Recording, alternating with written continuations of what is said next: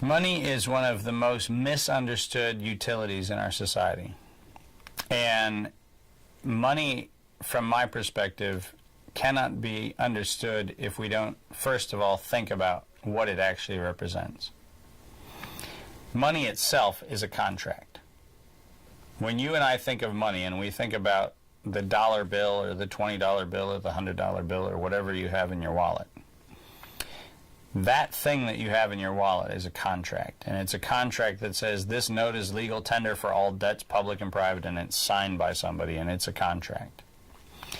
But oddly enough, we don't actually know what the contract means, and there is a problem in any legal construction of entering into a contract where one party doesn't know what the actual contract means. So I've made the argument, and I would continue to make the argument, that there's a public breach of contract. It's been running for quite a long time, and we need to think about whether or not we fix the system or we create another system. In the context of the 6 value elements we talk about in the trust program, money simply means an external representational transfer that does not include the components that are being transferred. Now let me break that apart for a little bit. What that means is that if I have, in the simplest sense, an ounce of gold that I press into an ounce coin of gold, and I transfer the ounce coin of gold between 2 people, the money and the physical thing that the money is the same thing. So my ounce of gold really is an ounce of gold, and it really transfers an ounce of gold to somebody else. I can also have an ounce of gold, and I can print a note that says this note is redeemable for an ounce of gold. But the minute I create a note that says it's redeemable for an ounce of gold, the note is no longer an ounce of gold. The note is a piece of paper. And the piece of paper actually requires some sense of confidence that what you actually have in that piece of paper is in fact A, legitimate, like there really was an ounce of gold somewhere that this particular piece of paper represents, or I have confidence in a system that says, well, of course, nobody would actually print a note that says that it's worth an ounce of gold if there wasn't really an ounce of gold. So it relies on a belief system that says that there really is something behind it. I love the fact that Germany, after the Second World War, the Chancellor of Germany was asked, how is the German mark going to rebound after the Second World War? And the answer was basically by the full faith and confidence of the German people.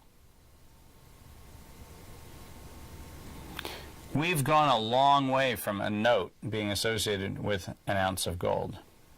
Now the note is associated with a complex series of contracts called bonds, and those bonds are a glorified kind of form of debt, and the debt that we have is actually purchased by people all over the world who were investing, they thought, in the future productivity of the United States or the future productivity of the European Union. So if you bought a euro, you were betting on the euro. If you bought a dollar, you were betting on the U.S. economy. I want to make sure we understand that money and currency are different things, and what we talk about in the Heritable Innovation Trust is money. Money, for us, is any representational unit of exchange that isn't in the same class as the unit being exchanged. So if I am doing something that says that I'm giving you an obligation note that says this entitles you to 20 hours of knowledge because you gave me a technology, the thing that actually conveys the bridging mechanism between dimensions of value is money. I'm not talking about a debt-based currency. I'm not talking about a debt-based monetary system. I'm talking about a thing that has transitive property that says, I agree that in exchange for this, I'm creating an obligation in this. Now, we're already to the place in our monetary evolution where the system that we've come from has already started deploying exactly what I'm talking about. The public doesn't really know about it, and the public doesn't have access to it. But there's a thing called an SDR, a special drawing right. It's a creation of a very complex set of negotiations that came out of the birth of the World Bank and the IMF. And what a special drawing right is a variable redemption note that isn't clearly clarified. In fact, there's no real central reserve structure or clearinghouse structure or anything else. There is no clear sense of precisely what a special drawing right is. Now, there's a legal definition of it, and you can go look it up and you can see what the legal definition is. But a special drawing right is getting close to the concept of what we're talking about here as money, which is a transitive property expression of value obligation across dimensions of value. Special drawing rights actually are ways to transact things between countries when you no longer have faith and confidence in a country. But you know that there's an obligation being created, and you know there's an offsetting value that one day you're going to want to redeem. So you use a special drawing right to do that. Special drawing rights are the closest analogy to my description of money that we have, which is essentially a currency-less, central monetary system-less system where you just record an obligation for future satisfaction. The problem with special drawing rights is, number one, they're inaccessible. Number two, there isn't adequate community participation in them, and there's no oversight of them. So there are a ton of things wrong with them, but the concept I just wanted to bring out, there is an expression of what I'm talking about already in the system. It stands in contrast to barter. And a lot of people, when they hear about my description of these transitive property things, say, well, that's basically like a barter system. Barter is a utility in what I'm describing, but it is not the same as the system. Barter is a subset inside the system, because in many instances I may hold an obligation today which has an indeterminate redemption value in the future. Think, for the sake of argument, education. I may say I'm going to commit to educate a group of people on a particular technology or particular thing. My expectation in my head when I said that was, I'm going to teach you how to do it. One person, I'm going to teach you, one person, how to do it. But you come with 10 of your friends.